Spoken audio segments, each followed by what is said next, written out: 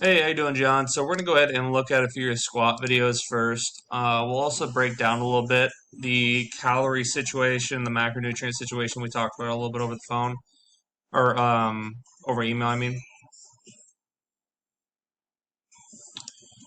So one of the things I'm noticing a little bit of in some of your squat sets is just a little bit of knees caving in out of the hole. Now, this isn't inherently bad by any means, but this definitely isn't something we'd want.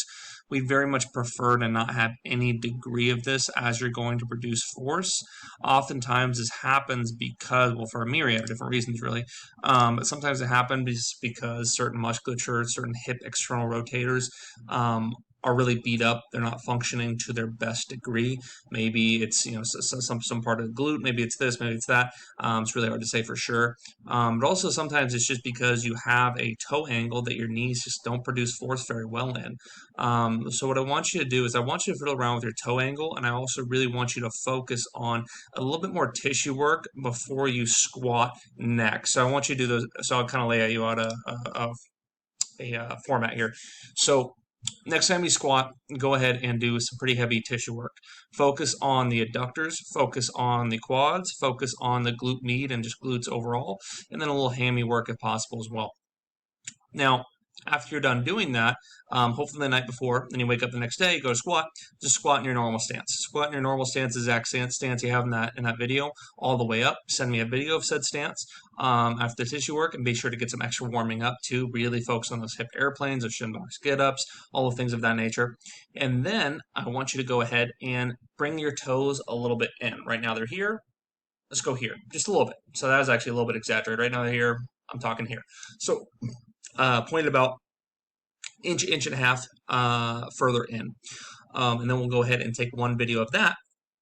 Send me what that looks like. And I want to see how your body functions with a stance that has a little bit less of a wide toe angle. I have a personal belief that, or a personal feeling that I think that you may be able to function and squat more weight with your toes a little bit further in. But again, I have that's not an educated guess even. That's just something that may be true. It also just may be because your musculature is a little beat up, which is making it so your body doesn't want to produce force from your knees being directly stacked over your ankle, your knees being out. And by the way, what I'm referring to is, if you haven't seen it before, it's very slight, very small, very slight, and this camera angle doesn't necessarily highlight it. At the same time, you can see it, knees coming in just a little bit, coming out of the hole. Again, not to a degree that worries me, just to a degree that it is going to possibly minimize force production with heavy weight. So look at the knees, come in a little bit, and then you produce force, and then come out. Again, not terribly bad. I don't think an injury is going to happen. It's definitely not massively preventing you from handling heavier load, but to that degree is going to probably cause some issues once we get heavier, or just in general with force production and just handling heavier load. So, yeah, so go ahead and do those things for me. It's going to be interesting to see that at the very least, and we'll go ahead and move on from there.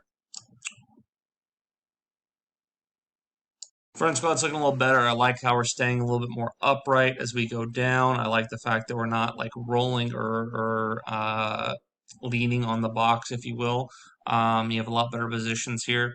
I would just make sure that on every rep we have somewhat of a pause, even if it's just a half count, like that rep that just happened on the box. We don't necessarily want to bounce off it or do anything of that nature. At the same time, this is looking very good. I like the positions you're in. This will be a good place to progress from. So similar to last week, we have to know when to go. We have to know when to go when it comes to building tension in either sumo or conventional deadlift. If we miss our opportunity to go, then we end up being in a bad position. So the shoulder, I want you to think about like the hand of a clock, okay? So this is the hand of a clock.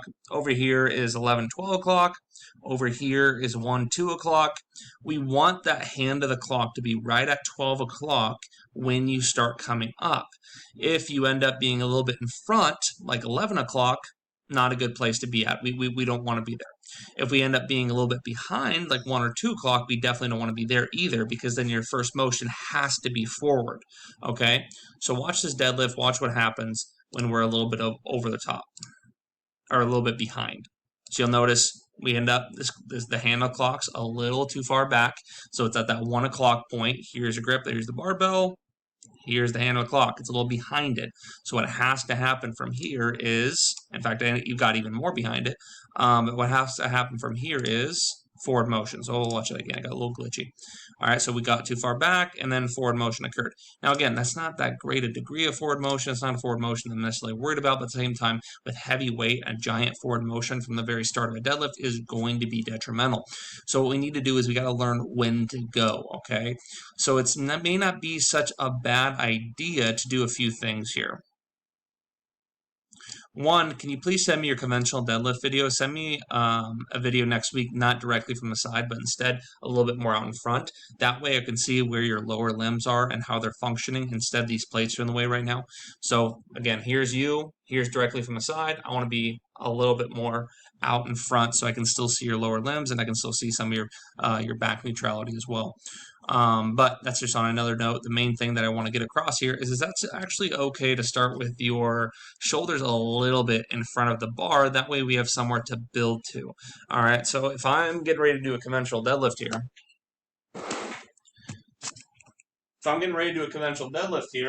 the whole purpose is we start here, we sit back, we build tension, and we come up. All right, so we're trying to get this hand on the clock at 12 o'clock. But the issue is, if we start right above it, we do a good job bending down, and we start with our shoulders right above it, then where do we have to sit back to? If I sit back, my shoulder gets behind it, then my first motion has to be forward and back. So it's okay to start with your shoulders a little bit in front of the barbell, okay? So if I'm setting up for a conventional, I'm actually going to start here. My shoulders are a little bit in front of the barbell, but now I have somewhere to build to. So I start here, and now I can sit back and build tension to 12 o'clock, then come straight up with no wasted motion, perfect power transfer. Okay, so I really want you to pay attention to and focus on how you're actually getting down to the barbell. Start with the shoulders a little bit in front of the bar. That way we have somewhere to build to, and we can leave right when we hit that 12 o'clock point. If you have any more questions on that, please let me know. The first thing I want to do is cover what it looks like to set up well for the bench press, or what, like, the kind of motions we should be going through here. So you'll notice that the first thing I do in this video when I'm giving an example of it is I set my feet. My glutes are on the bench press, I'm doing an inverted row to the barbell, and I'm setting my feet. Now the whole purpose of this is I'm getting my feet as far back as possible, and you'll notice my feet are behind my knees. They're as far back as physically possible. My toes are pointed out. My feet are really far back, and I'm extremely uncomfortable. That's okay. That's a part of the process. But I work my ass off to get my feet back as far as possible to a point of discomfort. Okay? Now, once my feet are set, the next thing I'm going to do is I'm going to set my glutes. The way you set your glutes is your glutes are down right now, but they're not set. We're going to set our glutes by pulling them down further down the bench press. So now my feet are even further far back, okay? I could not achieve this position by laying on the bench press and just kind of getting my feet far back. This is a position that I can only achieve going through this very specific step-by-step process of going through my setup for the bench press. So again, feet are first, but then when I set my glutes, I'm working as far down the bench as possible so my feet get even further far back, and now I can maximize my arch. So my feet are fucking set. They are ready to produce leg drive. They don't want to be there. I don't want to be there. It's uncomfortable. That's okay because I'm in a healthier position for my shoulder to bench press heavy shit from, and also I'm in a very mechanically advantageous position. Okay, so from here, I'm going to go ahead and slowly set down my T-spine. I'm still in somewhat of an inverted row position, and I'm going to maximize my arch as I slowly set my T-spine to the bench press. Now, keep in mind this video, I did this during our traditional video time, which is about 1 o'clock in the day. I'm not warmed up whatsoever. So this isn't a good arch for me. This is a decent arch, but at the same time, if I get fully warmed up, I can maximize this position a lot more. And to warm up, I'm usually doing a little bit for the hips. I'm doing a little bit of T-spine extension drills. And after I do that, I can arch a lot better. But this gives you a general idea of the process needed to go through to maximize your positions. It's very important that we take this step by step. And it may be helpful for you to watch either this or this video that we're looking at right here, right before you go to bench press. But just remember the fundamentals. We set our feet first. It's not going to be comfortable. We're getting as far back as possible as we're in an inverted row position. Your feet are pointed out. Okay, so we point our feet out, get our feet back as far as possible. Now we are uncomfortable, but we're going to get more uncomfortable. We're going to get our glutes down the bench as far as possible, which loads my feet even more. Now my feet are set, my glutes are set, and I'm still in an inverted row position. Now from there, feet or glutes are set, I'm going to slowly, while arching maximally, drop my body to the bench, trying to maximize T-spine extension, lumbar extension, mostly T-spine, and now I am fully arched, I am fully in a leg drop position, my glutes are set, everything is set and ready to produce force better than any other way of doing this. I'm a firm believer in this setup. It's simple, it's easy, there's 3 steps, it's uncomfortable, but it fucking works, okay? It absolutely positively works, something I made up. So I want you to go ahead and practice this exactly like this. Expect it to be uncomfortable. Take it step by step. Again, watch the video right beforehand if you need to. But once you learn how to do this, it's going to be really uncomfortable at first. Your body probably won't take full advantage of the new positions right off the bat. It's probably going to take a few weeks for it to get used to it. Now, the last thing I'm going to talk about to attest this or show how important this is that I personally recently, and I'm sure you saw it on Instagram, we're connected on Instagram, I personally hit a big bench goal recently.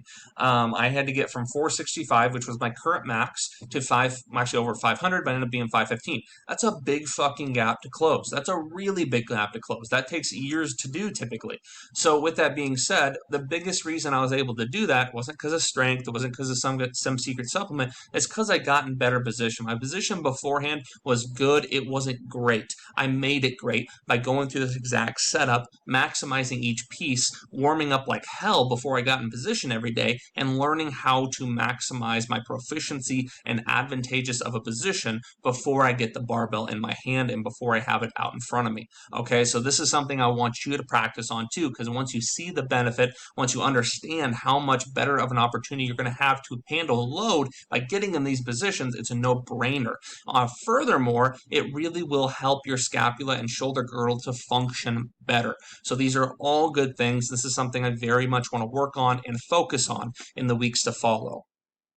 Now let's go ahead and compare what I just went through to what you did in the last week, which is not a big deal. It's not going to be perfect. I don't expect it to be perfect, but let's go ahead and compare it to see where we could have improved on. So starting off at the beginning, bam, you're in an inverted row position. I would like that chest to be a little bit higher. You're in an inverted row position. And you are starting to set your feet, it looks like.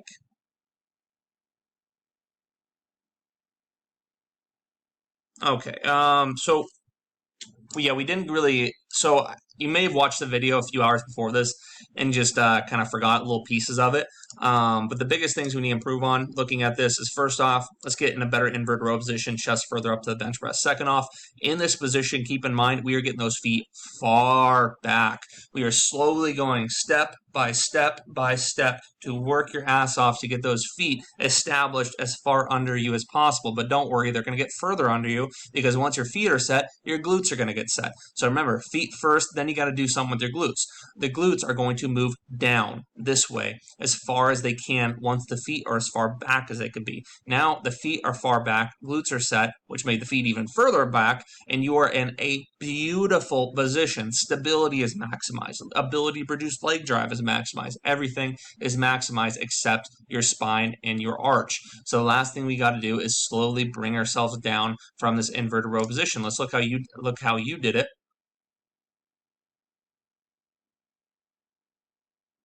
Yeah, so we just kind of slowly went down. What I want you to do, though, is when we're coming down from that inverted row position, and I didn't even give the best explanation of this on the video, but as you're coming down from the inverted row position, you are, like as I'm coming down, I'm about to come down right now.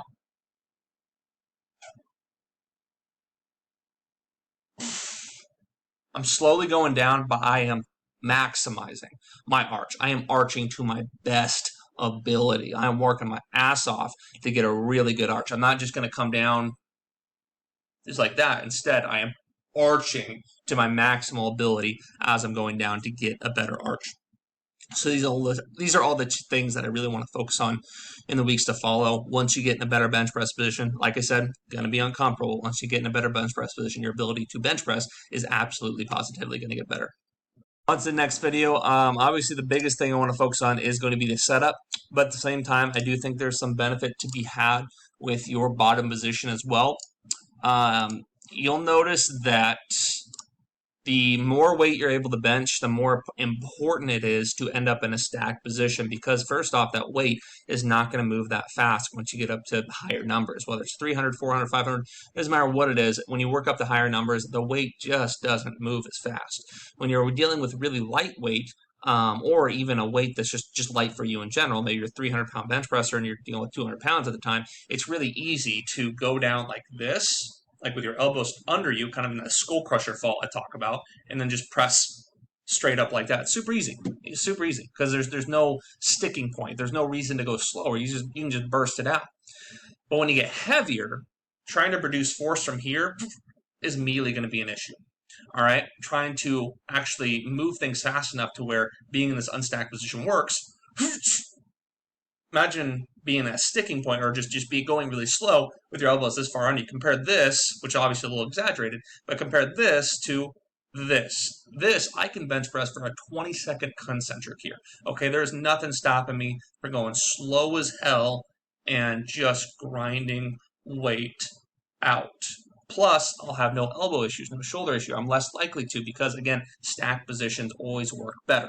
So what I want you to think about doing is right now, we're a little bit here. We're a little bit unstacked at the bottom. Again, it's going to work with lighter weight, but we want to set ourselves up for success later down the road. By doing so, what we got to do so is going from here to here. Nice, stacked, beautiful, grind out weight, good pattern on the way up. So what we need to do is we need to consider moving your touching point down a ½ inch to an inch on your chest. Right now it's here. If I bench press with this much elbow tuck to there, it's going to be untucked, or it's going to be unstacked. If I go from here to here, whoa, I'm perfectly stacked. So we just got to move that touching point a little further down to get in a better position. So looking at your current touching point, we can kind of assume where it is. Again, it's not that untucked. It's not to a point where it worries me or anything like that. But in terms of setting ourselves for long-term success, we got to think about getting in a more stacked position. Elbows are just a little bit further under you. This isn't the best example. Some bench press reps are a little worse than this. Some are a little bit better than this. At the same time, I want to get them as stacked as possible every single rep. So what we got to do is, like I mentioned, move them a little bit further down. And after looking at this further,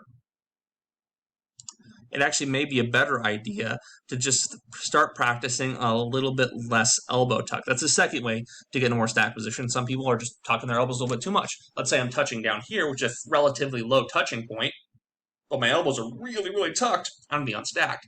So we may have to just go from here to here, okay? So I want you to consider, on second thought, kind of scratch everything else I said. Your touching points right now is just fine. We're just getting a little bit more tucked than I think we need to. So think about tucking a little bit less. Right now we're here. Let's go here. Here to here. Just a little bit less tuck. Let's go for that about 45-degree angle. Elbows just a little bit further out. You'll end up in a more stacked position and able to grind out heavier weight more proficiently. Yeah.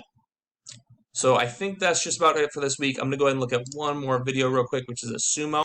Looking at a few sumo videos, sumo's looking pretty, not really noticing a whole lot of issues. The one little preference, one little thing I want to think about making a change to is your hip starting height. So typically it is very challenging to have meaningful change in your hip position or to have meaningful tension or maximal tension being built in the barbell if our hips start too low. If our hips start at the point we need them at, it is extremely hard to maximally build tension and maximally get into the most advantageous position possible. Right now, we are squatting to the bar a little bit in the initial getting down to it, but the pattern to get to your actual position to start is actually looking good, to a point where I'm considering just not making any suggestions there. But at the same time, I do still strongly believe that starting with their hips a little bit higher at least would come with a benefit. So right now, our hips are starting here, and that's exactly where they're going to build tension. But I do believe you will find it more advantageous, instead of starting with your hips here and then building tension, I think you'd find it a little bit more advantageous to start with your hips something closer to here and then build tension to there. All right, so starting with your hips a little bit higher, I do think is going to come with a benefit for you. But besides that, everything else is looking good. Really seeing no issues here. I want to see how you function with a little bit heavier weight, so excited to get into that. Let me know if you have any questions in the meantime. Stay safe out there.